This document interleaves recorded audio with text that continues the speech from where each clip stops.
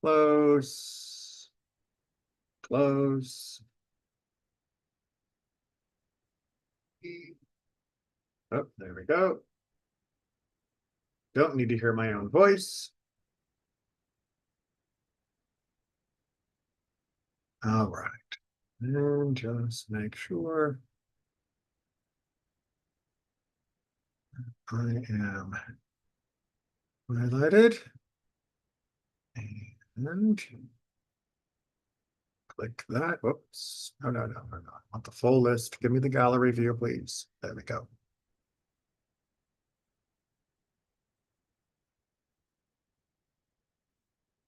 All right.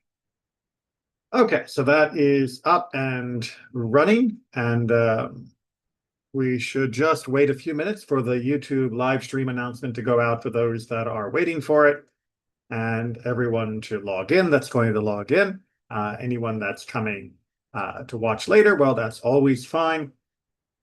And we'll just give it another few seconds.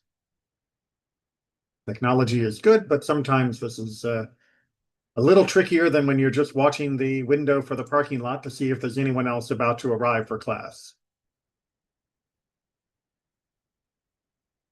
But such is the price we pay for the amazing flexibility that the technology gives us.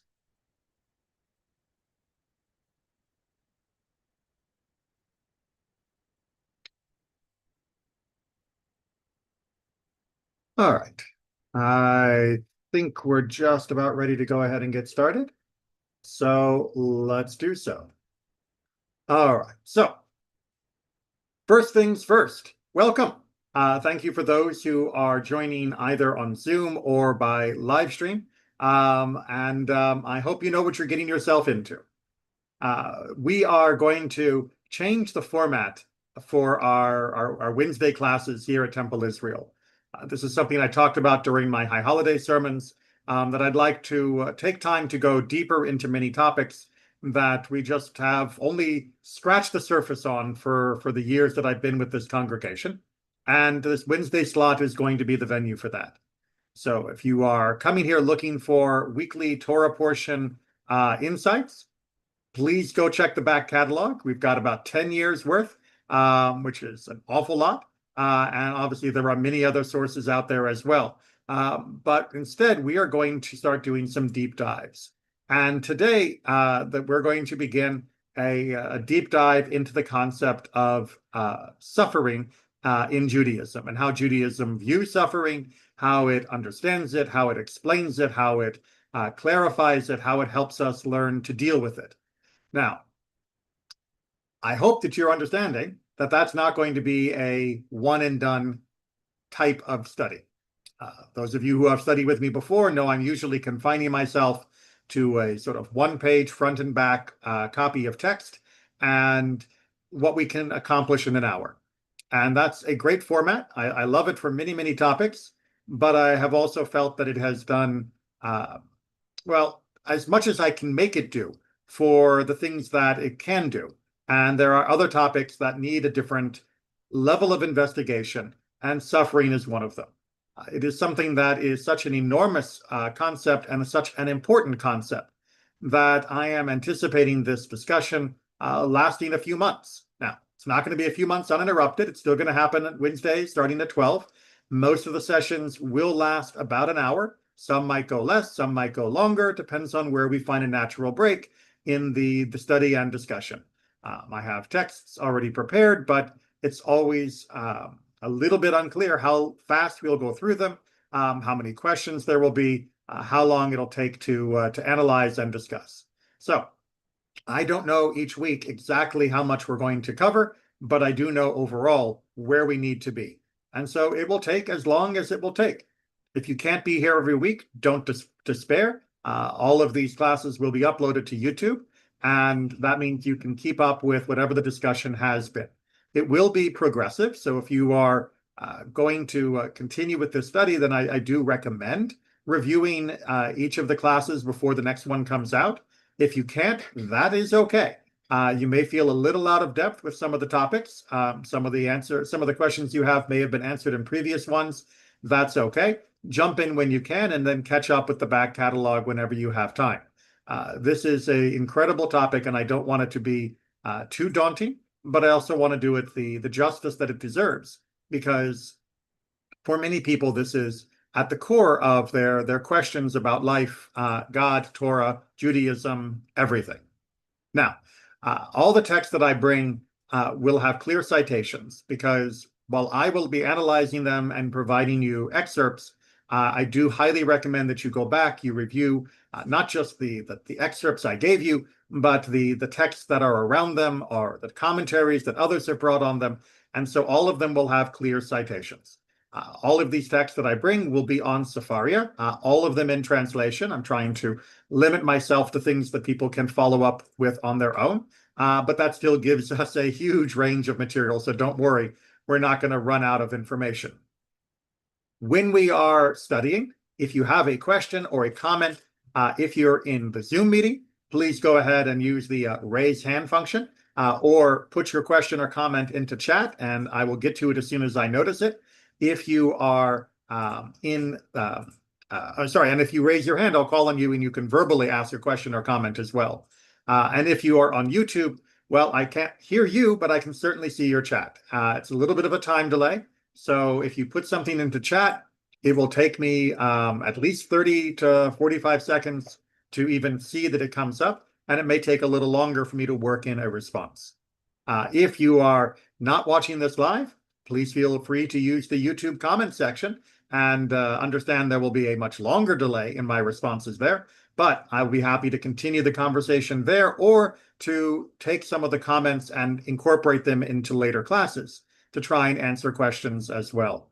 And if you have a personal question or comment, please feel free, as always, to call me, text me, email me, set a time to meet in person and discuss anything that is on your mind. I'm sure lots of things will come up in your own personal private reflections during this course, and you should continue to seek answers to that, both through the course, but also in a one-on-one conversation. So those are the basic bookkeeping type things, logistics, class structure kind of discussion. If no one has any questions on that, then let me begin talking a little bit more about some of the challenges we're going to have with this topic. And I don't mean the theological challenges, I mean the functional challenges. This is one of the most talked about, discussed, studied, and misunderstood topics in all of humanity, and that includes within Judaism as well.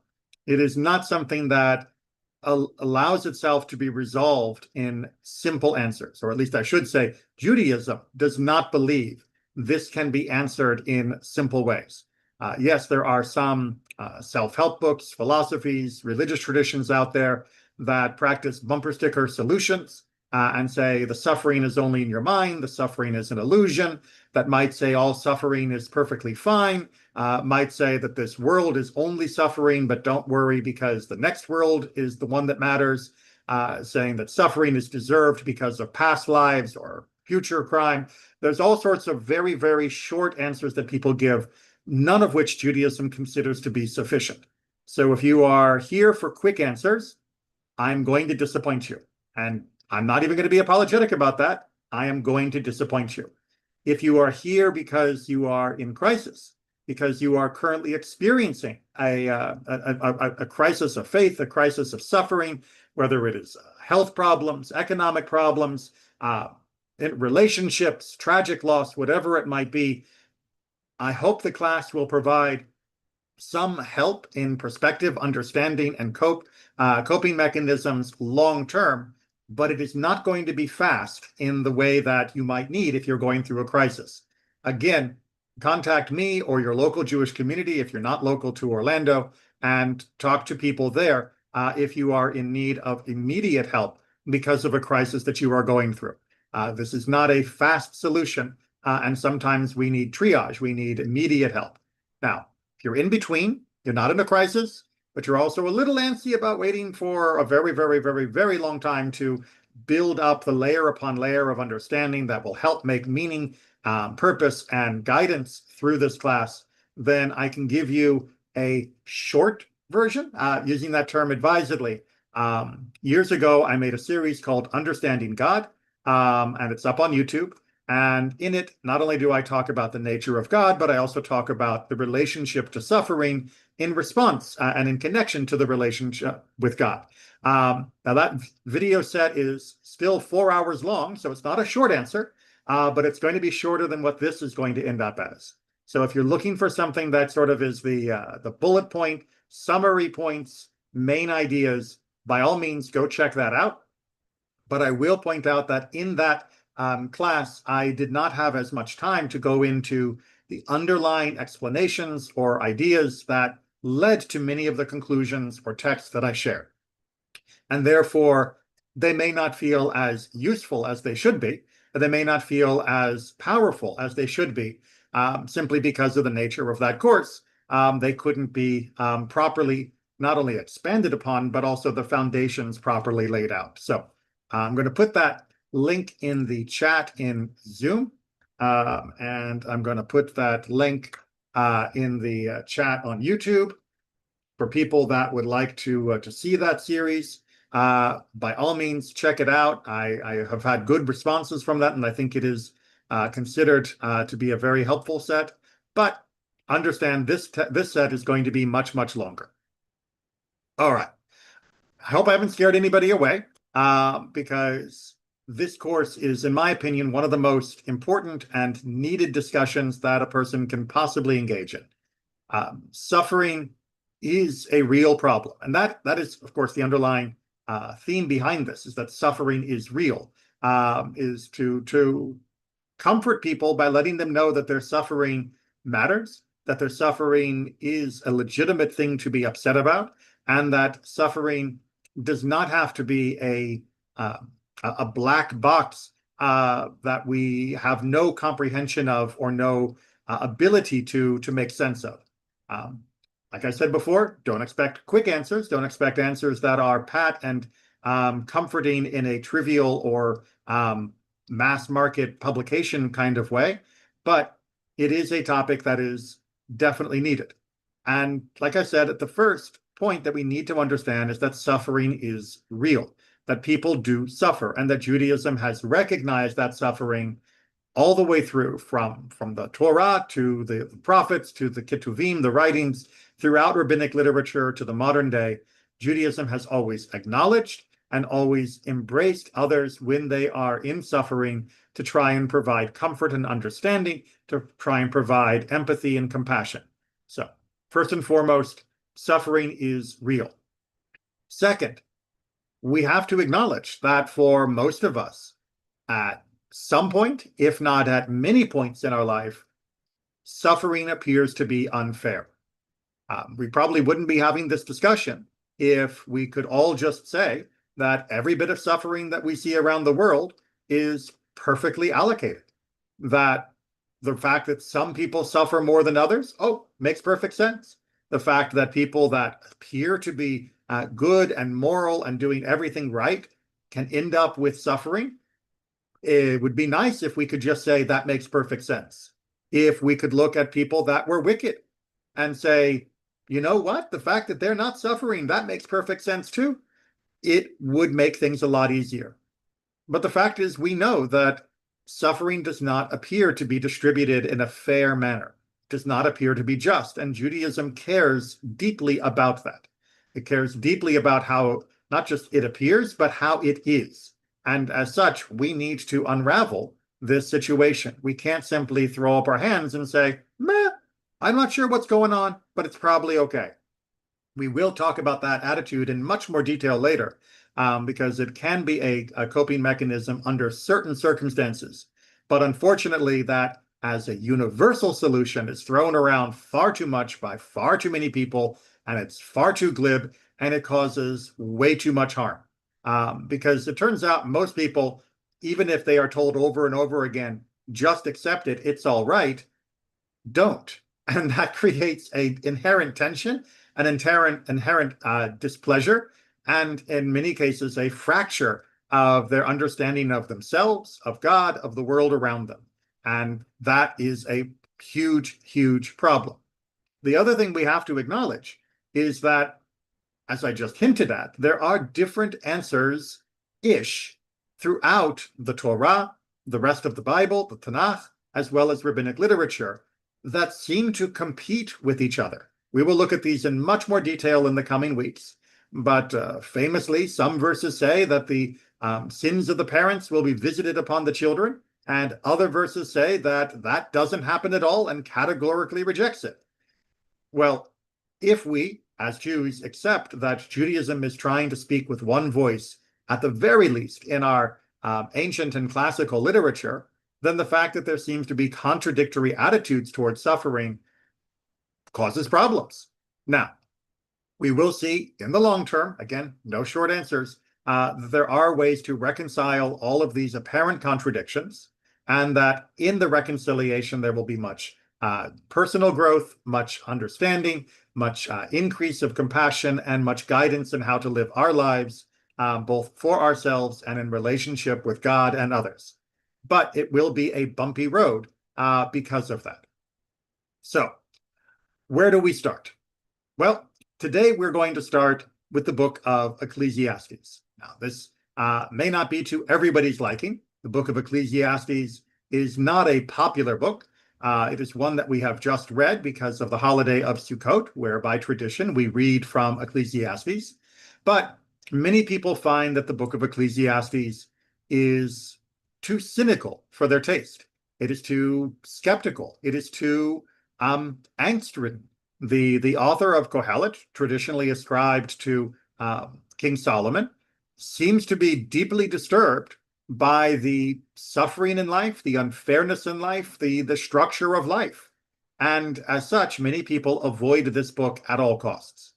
So we're going to start, first of all, with that question of why are we reading from it at all? And then we'll begin to look at some examples from it, and we'll see how far we can get today. So let me go ahead and do share my screen. And there we are. Hopefully everybody can see that now. Wait for the YouTube to catch up so that I'm sure that people there can see it as well. Okay, there it goes. So we're going to start off with a text here taken from the Mishnah.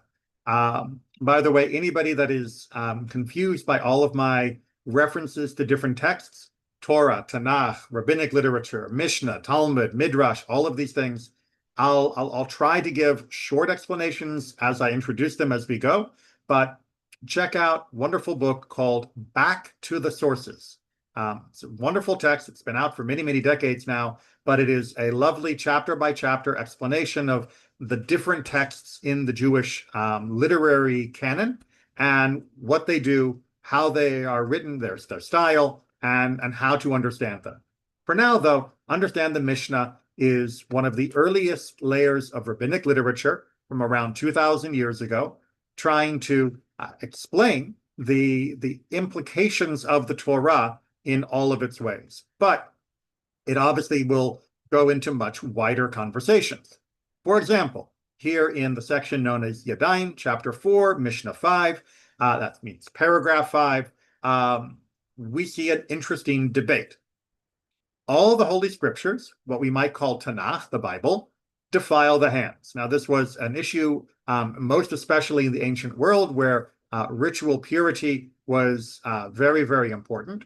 As the ancient world gave way to the classical and as the temple was destroyed, we didn't have access to the same temple services, and thus ritual purity became a more symbolic act. And one of the symbolic acts became the act of maintaining purity of our hands before we were eating.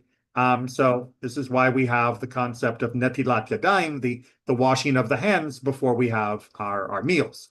Well, our sages ordained that the literal text, meaning the material of the scrolls upon which the Bible was written, would render the hands physically impure, meaning that if you were reading from those texts and handling them, you could not also be eating.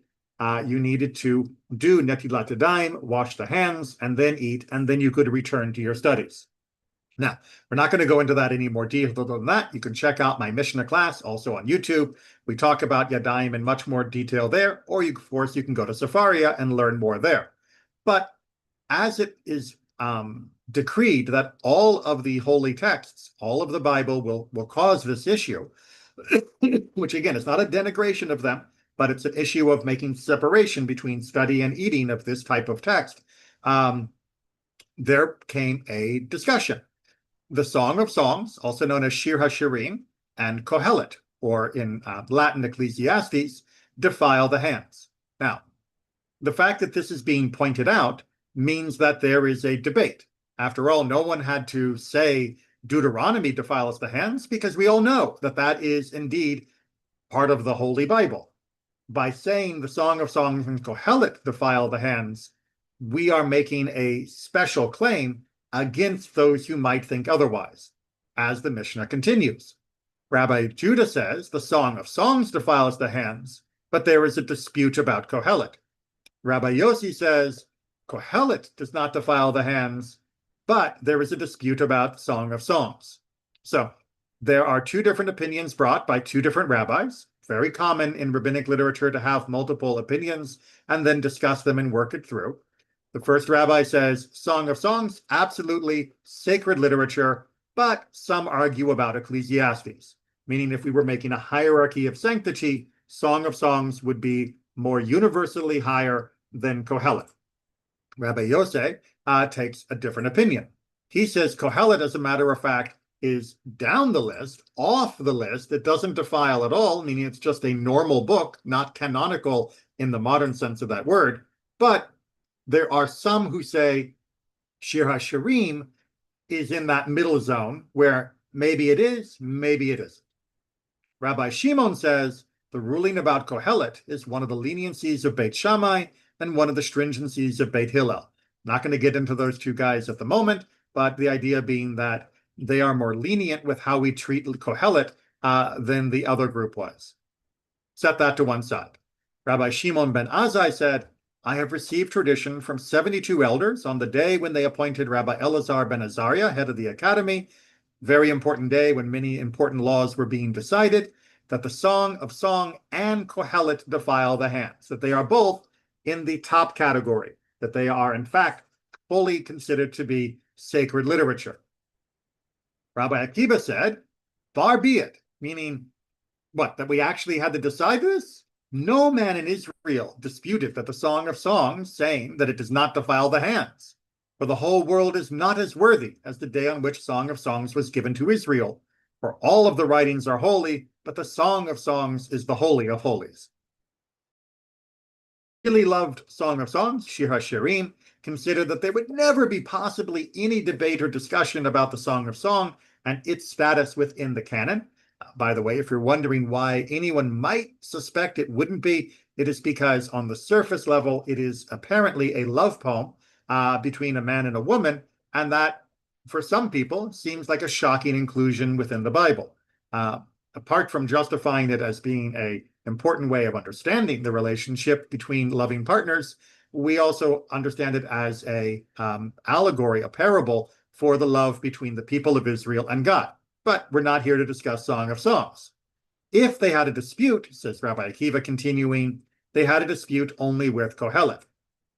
Rabbi Yochanan ben Yehoshua, the son of the father-in-law of Rabbi Akiva, said in accordance with the word of Ben Azai, so they disputed, and so they reached a decision. So in the end, yes, he agrees. There was a dispute. It was only about Kohelet. It was only about the book of Ecclesiastes. But in the end, indeed, when they sat on that day and established many of the final ideas of what was and what was not acceptable, Kohelet was accepted in. Now, this should be telling you, if nothing else, that we have lots of discussions and debates. It should be telling you that Kohelet is, in the eyes of many, on the edge, that there is a danger in Kohelet, that there are problems in Kohelet, that some people are uncomfortable, including within the biblical canon. Now, what is the worst that can happen by including a book like Kohelet? I mean, honestly, if you include it and some people get confused, if you include it and some people get a little depressed, then what's the big deal? Well, The big deal is seen very much in a story that is found in the Talmud. And this story is in Kiddushin 39b. The Talmud is an analysis of the Mishnah. It comes much later, a few centuries. It is a compilation of rabbinic discussion, debate, and analysis. It also will drift into tangents and digressions that are incredibly insightful and important and definitely worth your time. It is hard to read. And as you can see here, the formatting of many modern translations will include in bold the literal words as they are written in the Talmud, stitched together with explanatory notes and grammar-saving phrases to make it more readable to a modern audience. In its original form in the Aramaic, the Talmud is very much like lecture notes. It's kind of hard to just read it without a lot of background. Modern translations help a lot. I'll try to help even more by giving discussion and explanations. So here in Kiddushin 39b, that means it's on the 39th page of Kiddushin and on the back side of that page. Each daf of the Talmud has a A and B side, a front and a back, as has been traditional for a few centuries. And so that's the normal way of giving a citation. So what is the question here? Well, it is taught in a Braita being an earlier layer of rabbinic teaching, contemporaneous with the Mishnah that we just talked about. But Rabbi Yaakov says, there is not a single mitzvah written in the Torah whose reward is stated alongside it, which is not dependent upon the resurrection of the dead. That is to say, the reward is actually bestowed in the world to come after the resurrection of the dead. So what Rabbi Yaakov is trying to say here is that many times in the Torah, you will see a mitzvah, and it says, and you'll be honored, or you'll be rewarded with long life. Well, you might take that literally, meaning that if you do the mitzvah, you'll live a very long time right here, right now. But Rabbi Yaakov is making the statement that that reward is always meant to be understood as being a reward in the world to come. You could call that heaven. Judaism calls it olam haba, which is a much better encapsulation of the concept because the English word heaven comes with so much baggage and is in Judaism reserved for a different concept. But the reason that we're talking here about about reward, is because reward is the flip side of punishment. And punishment is often one of the explanations for suffering.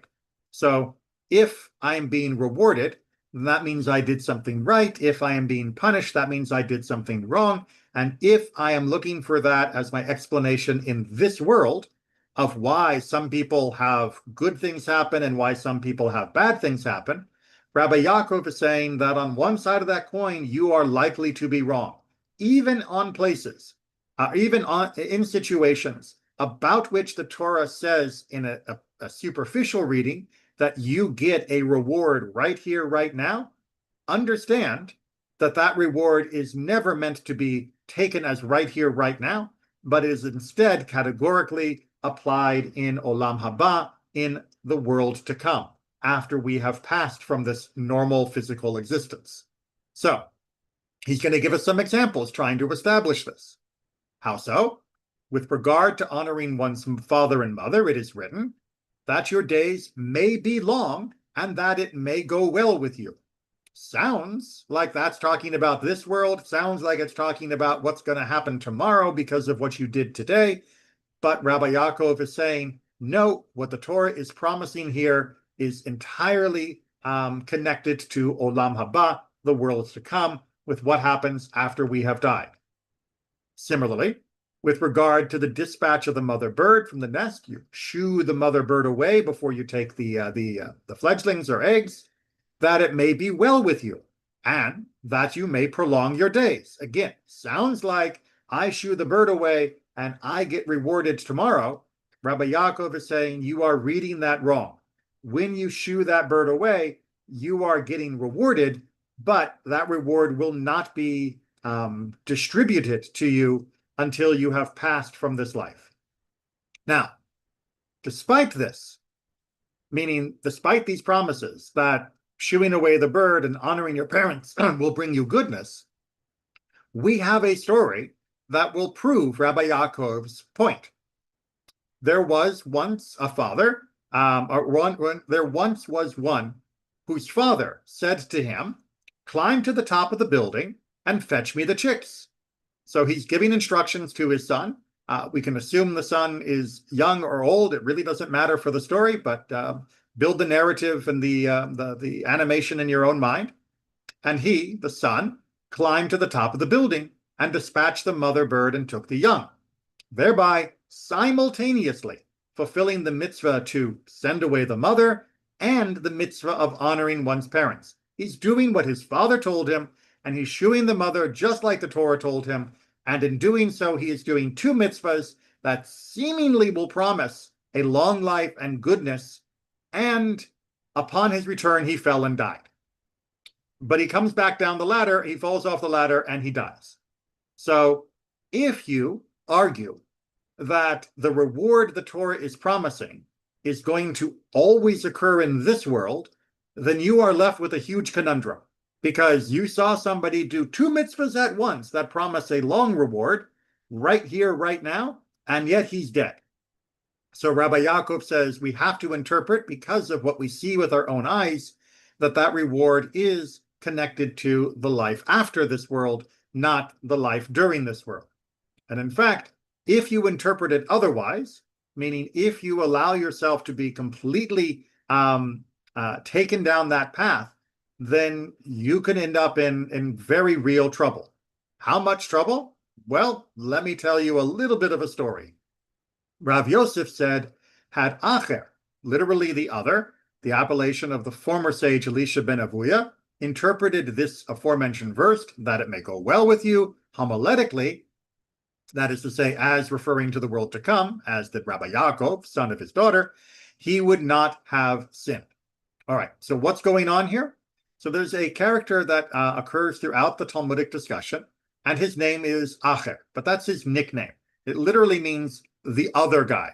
It's kind of Voldemort-y, you know, he who should not be named. It reflects the status that he falls into when he falls away. He becomes the paradigm of the former rabbi who becomes a heretic. And as such, he will crop up in many different places. Well, in this discussion of how he became a heretic, the answer is he saw a situation just like this, that he saw somebody send their son up on the roof to send away the mother, and the kid died, and he said to himself, there's no justice, right? Everything I've learned is a lie. There is suffering in the world that cannot be explained, and therefore, what's the point? And he becomes a heretic. Now, we will come back to him in later classes, but for the moment, understand that this is the underlying tension that makes me want to actually teach this class despite the risk, and makes me willing to lead you into the book of Kohelet in just a couple minutes, despite the risk that is there as well. Because not doing so, allowing people to just wonder at the injustices of the world around them, the suffering that they cannot explain and cannot abide to witness, well, that is also a recipe for disaster. Now, whether or not it was exactly the situation, or whether or not it was, as you see in the continuation of the quote, the desecration of a rabbi that was murdered by the Roman officials, we're not sure. But in the same vein, it seems like people are arguing he was upset by the lack of justice that he saw in the world. Now, there are other stories about Acher that says that it was more of a mystical situation that caused him to become a heretic, and that is fascinating, but beyond the scope of our discussion today. But understand that as dangerous as mysticism can be, the revulsion at the sight of suffering in this world is, in my opinion, the much more common snare for many of us. It is the much more commonplace concern that will rightly make us feel unsure of ourselves in all ways. So with that in mind, with a due sense of dread and caution, we're going to begin looking in Kohelet, and we'll see how far we can get today. Once again, if you have questions or comments, feel free to either raise your hand on Zoom or put your question in the chat, either on Zoom or on YouTube. All right, so we are just going to look in selections. I'm not going to try and bring all of Kohelet, but just a few sections hopefully will get us thinking about these topics a little more deeply. The words of Kohelet, the son of David, king in Jerusalem. As I said, normally this is attributed to Solomon, even though he doesn't use the term Solomon.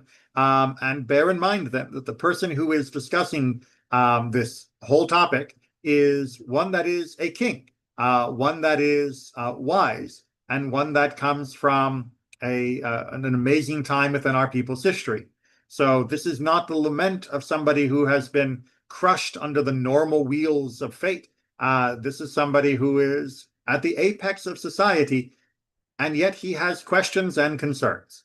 And if he has questions and concerns, we are allowed to as well. This validates our own right to object, to question, to rail, and to hopefully then study and stick around for some answers. And the translations come in many different forms. This is the one I thought helped us best for this topic. Only vanishing mist, vapor, says Kohelet, evanescence and mere appearance, everything is a vanishing mist. Vanity of vanities, everything is a vanity is sort of the normal King James type version. But the question here of vanity is so difficult for people to get past that I think this translation helps. It is not that things are vain, meaning we're looking in a mirror, which is the almost universal definition of vanity in 21st century. It is a sense of being pointless. It just disappears. Nothing lasts. Does a person benefit from all his work at which he labors under the sun? What am I gaining? Does one generation pass, another generation comes, and the earth abides forever? The sun rises and the sun sets, and it persists in its place where it shines. The wind goes to the south and it turns around to the north. It continually repeats its rounds. All the rivers run into the sea, yet the sea is not full. The way the rivers flow, they repeat and flow again. All things wear on, and a man is unable to describe it.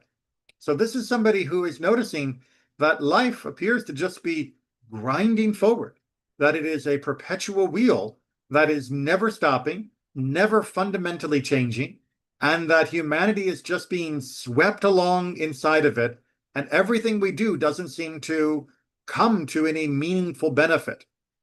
The eye is not satisfied with seeing, nor is the ear filled with hearing, meaning the pleasures of the senses don't actually seem to bring us to a sense of fullness. What has been is what will be, and what was done is what will be done. There is nothing new under the sun.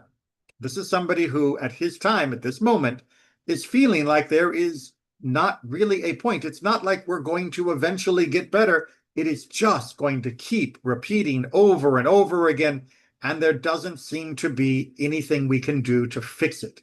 There is nothing new under the sun, meaning anything you come up with that you think is going to make this better, he does not agree. Is there anything of which to say, see, this is new? It has already been in the worlds which preceded us. There is no remembrance of those that preceded. Neither will be any remembrance of those that follow among those that follow after. It's like, it's new to you, but people have tried that before. You think that if you get the new phone, you get the new car, you get the new house, the new job, whatever, that now all of a sudden your life is going to be fine. Everything will make sense. The suffering will stop and all the pain will go away.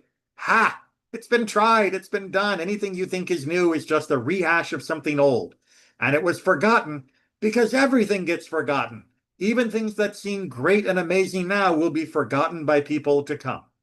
Hopefully you're beginning to see why the rabbis were a little hesitant to include this book in general study, because this is a downer. This is very depressing. This is somebody who is on the edge of despair.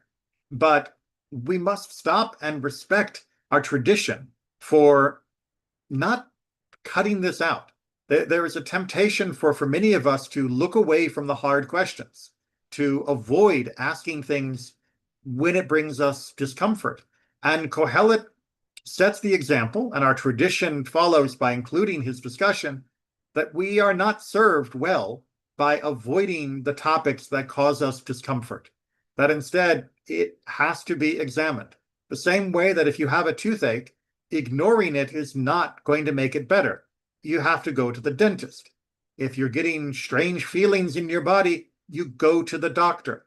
If you're having trouble with a spouse, with a sibling, with a workplace colleague, just ignoring it, hoping it to go away because thinking about it causes you stress or pain, is not actually going to solve the problem.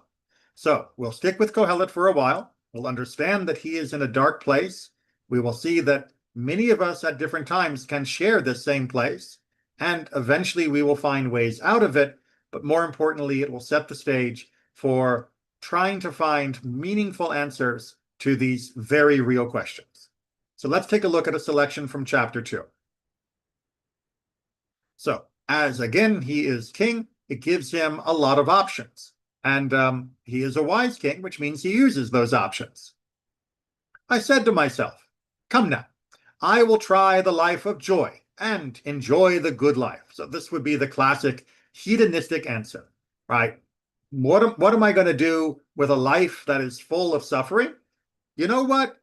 I'll just have fun. I'll just do things that feel good and all the stuff that everybody seems to think is a good life. And behold, this too was vanity. It didn't work. Of laughter, I said, it is senseless. And of joy, what does it accomplish? Now, here what he is talking about, of course, is the more superficial forms of joy.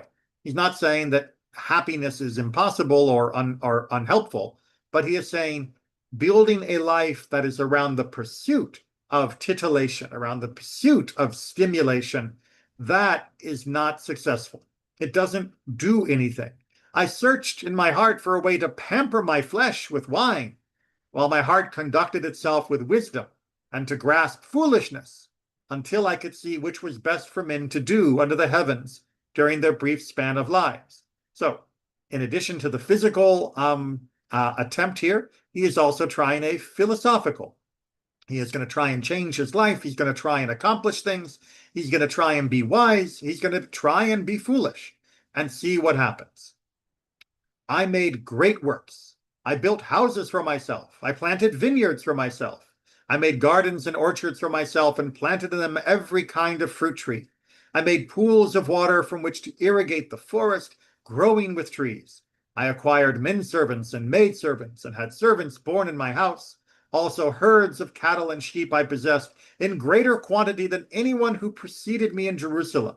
I amassed silver and gold and treasures of kings and provinces. I obtained singers and musical instruments and things that delight the people, chests and chests of them. I was great in wealth and surpassed all who preceded me in Jerusalem. Also, my wisdom remained with me. So I wasn't lost. I didn't go crazy and I didn't become stupid, but I tried. This was a concerted effort to see whether living like this, with this type of accomplishment and goal, could provide a relief from the despair that he felt in chapter 1. He is trying the solution of action, of acquiring, of building. And we don't have to look at what he was doing here as being, too superficial.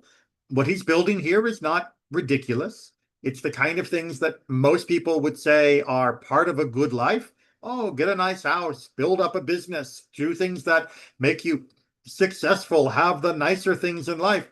These are the things that most people would say are part of a good life. And he is trying it out. This is an experiment to him. Again, it's good to be a king and you can afford to make these types of experiments and tests. And whatever my eyes desired, I did not deny them. I withheld not my heart from any joy, for my heart rejoiced in all my labor. And this was my portion, reward for all my labor. So he is allowing himself to feel good about what he's doing. He's not doing this cynically. He's not doing this and closing off like a stoic from the experience of joy that is supposed to come with these things. He's allowing himself to feel, even though he is testing whether this is the right way to live. He is fully immersed in this moment. Then I looked upon all my works that my hands had done, on the labor I had performed.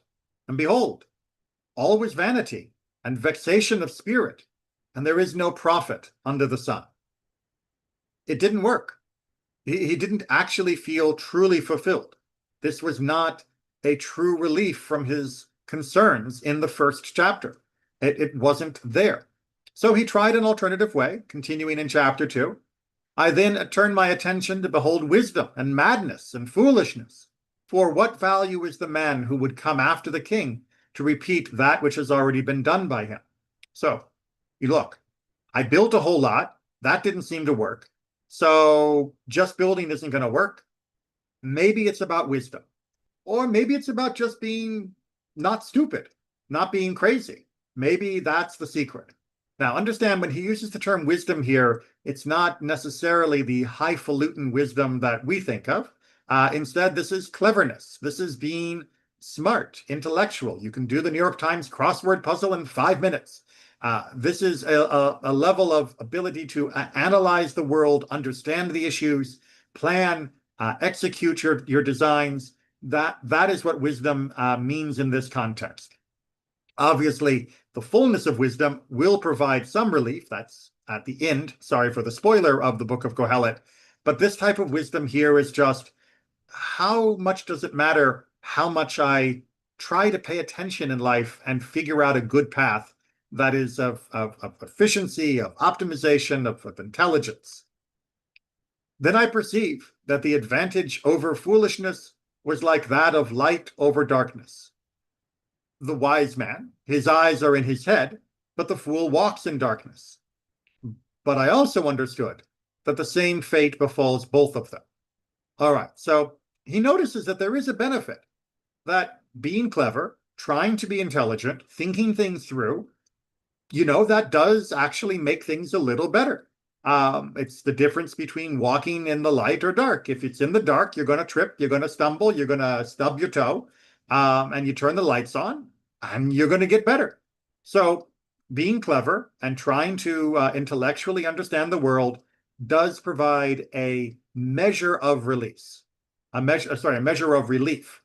However, if you think about it, at the end of the day, not just during the day-to-day living, but at the end of the day, wise or stupid, you both end up dead. It's like, okay, so what did I accomplish? I saved myself from a few stubbed toes. In the grand scheme, is that what it's all about? Minimizing the number of trips that, I didn't fall down when I could have avoided it? Well, there's lots of things that even being smart cannot help you avoid. You can be smart all you want, and that may help you a little bit, for example, with your health. But if you get cancer, you get cancer. And being smart about it might help you to plan and execute a treatment plan. But honestly, the results between being smart and stupid, once you've come down with a disease, are very similar. And it's much more about the smartness of the person treating the disease than the person who has it. So I said to myself, since the fate of the fool will also be my fate, why do I seek to become wiser? Then I said to myself, this too is vanity. And I'm not escaping from anything by becoming wise. I'm just preventing a few little bumps and scrapes. For there is no remembrance of either the wise man or the fool forever, since in the days to come all will be forgotten. And how can the death of the wise man be like the death of the fool? It doesn't seem fair. If I'm living a good life and doing the right things, why do we just all seem to have the same outcome? And so I hated life, for I was sorely grieved by all that was done under the sun, for all his vanity and vexation of spirit. Now remember, he's a king here. He's not hating life because he doesn't have enough to eat. He's not hating life because he doesn't have a place to live. He's hating life because for all that he has that he can do, and for all the access to cleverness that he has, and all the pleasures that he can give himself, none of it seems to actually truly get rid of that feeling of pain that is inside of him. And that suffering seems to be indelible. Now, again, this is the temporary state for Kohelet. This is not his permanent conclusion. This is reading through his thoughts as they are written down. So it's very important to not stop here, although in a few minutes we're going to have to. But I just want to make sure that, again, everybody understands that these classes are going to sometimes break in awkward places. Next week, we'll be looking into the story of Job, and I can guarantee we're not going to bring that to a satisfying conclusion within 1 hour. So we're going to have to get used to being uncomfortable with things as we go. But let's go ahead and finish up at least this section, and we'll talk a little bit more about where we go from here. And I hate it, all my labor in which I labored under the sun, for I must leave it to a man who will succeed me. And who knows whether he will be a wise man or a fool? Yet he will rule over all my work in which I labored, and have shown myself to be wise under the sun. This too is vanity. What's the point? Okay, fine. Let's even imagine I do a good job and I make something nice, and it's got I'm a king, so I make a nice country and people are prosperous under my rules. And then I die and someone else takes over and they're a complete imbecile, or they're evil. Well, what was the point of all of my effort? It didn't actually change anything except temporarily. There was no long-term alleviation that should be seen from the type of labor. That doesn't seem fair. A little bit of trivia. Of course, when Solomon does die, his kingdom is taken over by Rehoboam, his son, who is both stupid and evil, and causes a civil war and splits the kingdom in half. So he is right about the potential for him to be succeeded by a terrible, terrible person, and for all of his good work to be undone. Although, of course, long-term he is wrong, because both his good work and his ideas have not been forgotten, and he has helped many, many people. Again, I know we're going to be finishing in a downer, but trust me when I say that the overall arcing of his work, as well as his creation, did leave the world in a better place from which we are still benefiting. But let's again finish up our text here. So I turned my heart to despair of all the labor in which I labored under the sun. For there is a man who labored with wisdom, knowledge, and skill, and yet to a man who has not labored, he shall leave it as his portion. This too is vanity and great evil. Nepo baby inheritance, that person didn't work their way up. Why should they get to benefit? It doesn't seem fair that they are enjoying all of this benefit that they didn't deserve. For what has a man of all his labor and the ambition of his heart, for which he labors under the sun? For all his days are painful, and aggravation is his lot. Even at night his heart has no rest. This too is vanity. You can work and do everything right, and yet in the silence of the night you're going to sit there and still think dark thoughts and wonder whether or not it's worth it at all. And this is coming from a king. Is it not beneficial for a man that he eats and drinks and shows himself content with his labor? This too I saw, that it is from the hand of God. For who should eat and who should enjoy if not I? For to the man who is good in his sight he gives wisdom, knowledge, and joy, but to the sinner he gives the urge to gather and accumulate, that he should ultimately hand it on to him who is good in the sight of God. This too is vanity and vexation of spirit. So we'll finish with a little analysis of this last passage, because it's confused people for a very long time. So in it, he is saying a couple of different things. First of all, he is saying, but God does give you the opportunity to enjoy some things. So if you have a nice meal in front of you, enjoy it. If you have good company with you, enjoy it. If you have built something that is of success and meaning for you, enjoy it. That is okay, that God has given you that opportunity. And if somebody is sinful and you see them prospering, well, just take heart. Whatever they are building, they'll die and have to hand over to someone else whom we can hope will be more deserving. And if they're more deserving, then that'll be fine. So there is this underlying issue of what have I accomplished, and that can sometimes suck all the joy out of life. And Kohelet here is saying, no, it's true that just your physical labors and accomplishments and enjoyments are not the totality of life. That is not the whole purpose of life, but you should enjoy them. You should appreciate what you have been blessed with and have some measure of satisfaction. You're not done. That's not it. That's not the ultimate answer. Eat, drink, and be merry because tomorrow we die. That's not the ultimate answer. but it is an element that can help us, at least for one day at a time, to at least appreciate what we have, to reflect upon those blessings, and to not begrudge too much those that are, well, sinners, that are wicked, that might be successful, and instead imagine that what they are doing, driven by their greed and ambition, will eventually not help them at all, that they can't win at life. You can't escape the same fate that awaits all of us, which is death and ultimately judgment. So in the meantime, if they are doing so and you have no ability to stop their wickedness, recognize that what they build will slip through their fingers and will eventually end up in the hands of someone better than them. So it is a small measure of comfort that he is finding here in the end of this section, but he's not done, and neither are we. We'll continue next week, excuse me, with more of Kohelet's laments and his cry of injustice at the world. And that will then lead us into our discussion of Job. We have to go to Job as soon as we can when talking about suffering, because we need to understand the biblical model that is being explained in Job and what the biblical model of Job is being used as to counteract other potential readings of other biblical texts. So that will come next. So I'm going to suggest, no requirements, because I know people are always in their own challenges, but I would suggest read through Kohelet. It's not that long of a book, although it is hard. Just look up Kohelet or Ecclesiastes on Sefaria.org, and you can read through it.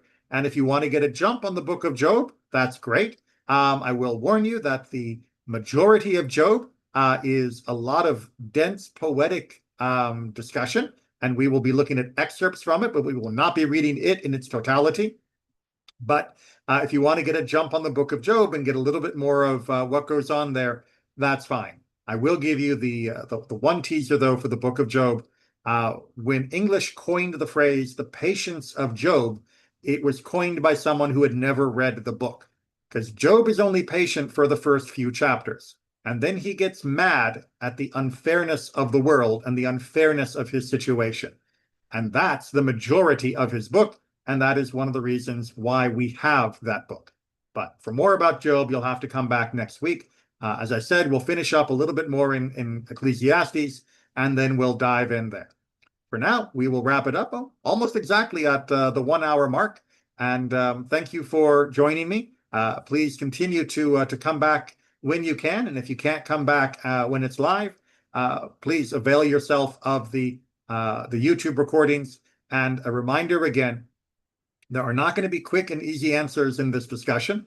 There will often be times when we are left with more questions than we began, than answers from when we began. There will be sessions you walk out and feel like you just need to sit and touch grass a little bit or hug a loved one. That's normal. That's right. That is part of the process of coming to grips with our place within the universe. But it is a difficult and long process, and not one that can be done fast. If you are in need of quick counseling, if there are issues that are pressing upon you, if you are feeling overwhelmed and don't feel like you can wait for the long-term discussion and study, please contact me. I'm happy to set up a time to meet and talk about this in person or over the phone or any other medium that works for you. You shouldn't have to continue to suffer just because we're only meeting once a week. But if you are looking for that long-term understanding, please keep tuning in. Take care, everyone, and be well.